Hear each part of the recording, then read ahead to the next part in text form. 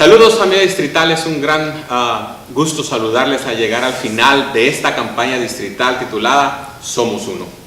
Parece que fue ayer que se nos habló sobre la importancia de nunca olvidar que somos uno. Eso nos hablaron en la primera semana. Somos uno no solo en la familia de Dios, sino como iglesia. Pero somos uno en este distrito y que unidos en este distrito podemos lograr mucho para la gloria de Dios. En nuestra segunda semana, el enfoque fue sobre nuestra relación con Dios. Recordar que somos un pueblo redimido, comprado a precio de sangre, y que porque somos llamados al ser redimidos, tenemos que aportar, ¿verdad?, con nuestra asistencia siempre. Cuando llegamos a nuestra tercera semana, se nos recordó sobre la importancia de nuestra relación con nuestros hermanos, el amar a nuestra iglesia, el ser miembros activos, ¿verdad? Y no solo de nuestras iglesias locales, sino también de en nuestro distrito, ¿verdad? Ser miembros activos del reino de Dios. En la cuarta semana fue un hermoso recordatorio de lo imprescindible del crecimiento espiritual. El no solo aprender de la palabra de Dios, sino el vivirla. Y el papel tan importante y trascendental de la escuela dominical en este hermoso camino hacia ser más como Cristo. Y por último, la semana pasada, en la quinta semana, nos recordaron del llamado que todos tenemos a servir. En el ministerio que sea que tengamos, donde Dios nos haya llamado, ¿verdad? Sea limpiando el santuario, sea con los jóvenes, con los niños, en donde sea que estamos, ser siervos y siervas de nuestro Señor y Salvador Cristo Jesús. Y podemos darle la gloria a Él. Hoy, iglesia, familia distrital, hemos llegado a la última semana de nuestra campaña Somos Uno, titulada Llamados a cumplir la gran comisión. Y nuestro texto bíblico tendría que ser, usted ya lo sabe, Mateo 28, versos 19 y 20. Y lo podemos leer todos juntos, yo creo. Por tanto, id y hacer discípulos a todas las naciones, bautizándolas en el nombre del Padre, del Hijo y del Espíritu Santo, enseñándoles que guarden todas las cosas que os he mandado. Y he aquí yo estoy con vosotros todos los días y hasta el fin del mundo. Quisiera comenzar esta semana, nuestra última semana, con una pregunta. ¿Sabes tú cómo era la relación de la iglesia primitiva, la iglesia del primer siglo, con el mundo que le rodeaba? Es interesante pensar en eso. ¿Cómo era la relación de la iglesia primitiva, la iglesia del primer siglo, con el mundo? Y yo quiero decirles algo. Lo que yo veo al estudiar la iglesia primitiva es que la relación que existía con el mundo que le rodeaba era una relación en temor. Sí, en temor. Y el por qué digo que era una relación en temor es porque existía una gran persecución hacia los cristianos.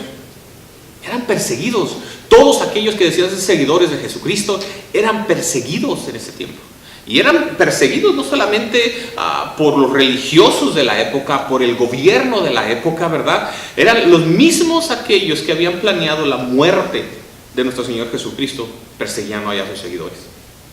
Pero me llama mucho la atención, iglesia, al estudiar a la iglesia del primer siglo, que a pesar del temor que existía por terminar quemados, o ser devorados por los leones, por ser martirizados, su relación con ese mundo, con esa sociedad que les rodeaba, nunca se vio afectada para cumplir la gran comisión que nuestro Señor Jesucristo les encomendó. Sabemos que miles y miles se convirtieron en discípulos de Jesús en medio de tanta persecución, y no solo la persecución que existía, iglesia, sino el abundante politeísmo que existía. Se adoraba diferentes ídolos, ¿verdad? Inclusive hasta los mismos dirigentes del gobierno. Y a pesar de toda esa persecución, a pesar de todos los riesgos, los apóstoles siguieron fieles, ¿verdad?, a hablar de Jesús. Nunca dejaron de hablar de Él. Su relación con el mundo nunca se vio afectada con el primer siglo. Y ese primer siglo fue transformado de una manera increíble. El punto número 2 sería que me gustaría que reflexionáramos sobre él. Más grande que su temor fue su amor a Jesús. Iglesia, yo entiendo que todos experimentamos temores al tratar de compartir nuestra fe. Temor a ser rechazados, temor a que se burlen de nosotros, temor a ser ignorados. No sé cuál es el temor que tú enfrentas cuando quieres compartir a Jesús, pero déjame decirte que no eres el único. Todos enfrentamos temores. Pero lo más importante es recordar que rechazado, hecho burla, ignorado antes que nosotros, fue nuestro dulce Salvador Cristo Jesús. Y aún a pesar de eso fue a la cruz a morir por todos aquellos que se habían burlado de él. Así nosotros mismos, amada familia distrital, no podemos permitir que nuestra relación con el mundo que nos rodea se vea afectada o nos aleje de aquellos que viven lejos de Dios. No, que nos aleje o nos impida compartir las buenas nuevas a un mundo que le necesita, a un mundo que está destinado a una eternidad sin Dios. Tenemos que vencer cualquier temor que tengamos que nos impide compartir la salvación que Jesús logró al morir en la cruz del Calvario con nosotros. Él nos amó y nos ama. Y esa debería de ser la más grande motivación para ti y para mí, para compartir de su amor a otros que están aún en la oscuridad y sacarlos a que puedan ver la luz de la verdad y que sean liberados del engaño en el que viven.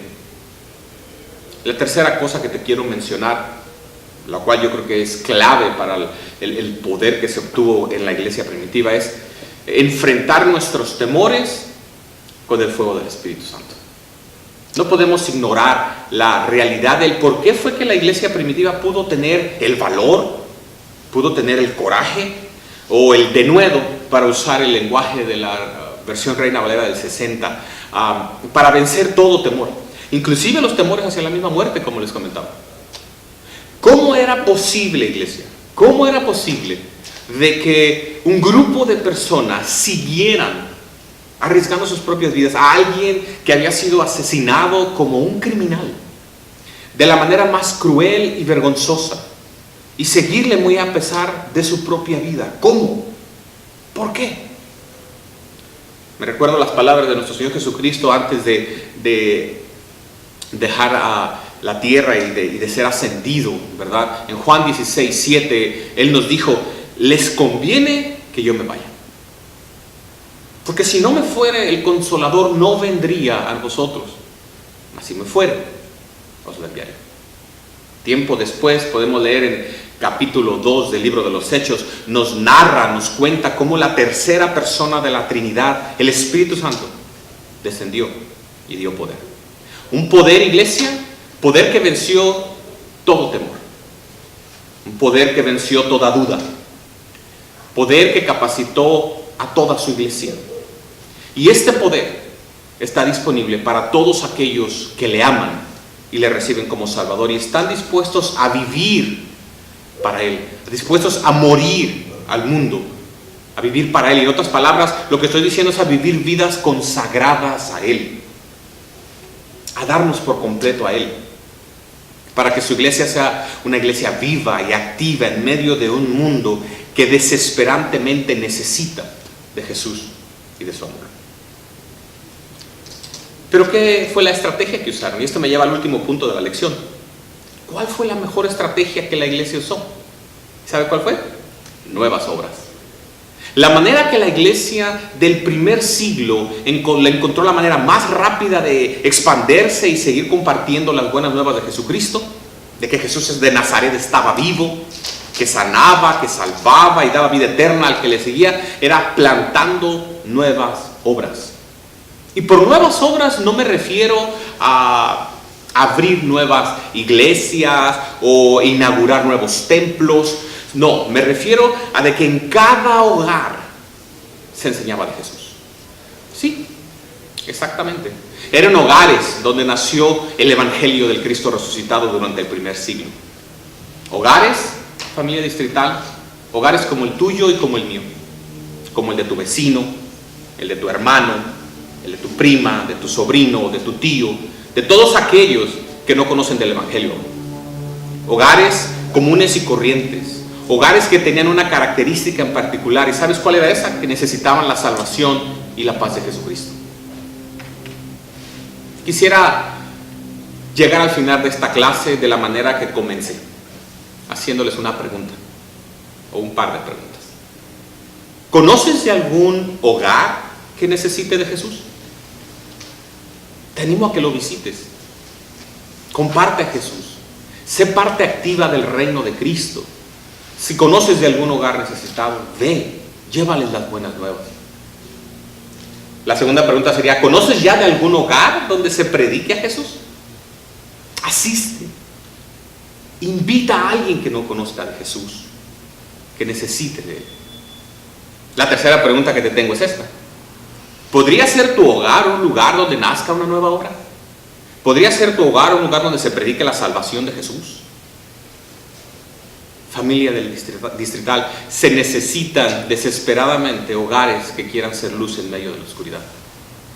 Muy en especial hoy en día que hay tanta confusión y tanto pecado. Necesitamos hogares dispuestos que abran sus puertas para que la luz de la salvación llegue a ellos.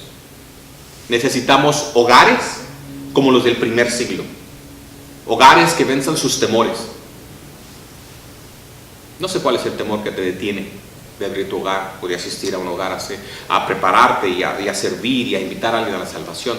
Pero déjame repetírtelo una vez más. El poder del Espíritu Santo te puede dar la victoria sobre tus temores. Jesucristo y el poder del Espíritu Santo están disponibles hoy para ti. La pregunta no es si están disponibles para mí. La pregunta verdadera es si tú estarías dispuesto hoy, si tú estarías disponible para que el reino de Dios se extienda, para que Dios te use para la edificación de su reino y se lleve a cabo el gran mandamiento de la gran comisión. Y recuerda, no estás solo, no estás sola. Tu pastor y tu iglesia local están contigo. Dios está contigo. Tu distrito está contigo, porque todos unidos somos uno. Quisiera animarte a que recuerdes siempre que el poder del Espíritu Santo nos une, que hay un lazo invisible que nos une y es la sangre derramada de nuestro Señor Jesucristo. Comparte de Jesús, rinde tu vida, que el poder del Espíritu Santo descienda sobre de ti y que juntos, unidos, no solo localmente en nuestras iglesias locales, no solo en el distrito, sino juntos entendiendo que somos parte del reino de Dios, podamos llevar a cabo la gran comisión. Somos uno. Somos uno. Bendiciones, iglesia. Y antes de terminar, quisiera animarte a que pusieras en práctica todo lo que hemos aprendido durante esta semana. Y quisiera orar por ustedes para que el poder del Espíritu Santo se haga una realidad en la vida de cada uno. Oremos. Padre bendito, en este momento te damos gracias, Señor, por permitirnos llegar al final de esta campaña Somos Uno. Que juntos podamos celebrar, Señor, en el tiempo que está por delante, las victorias, Señor.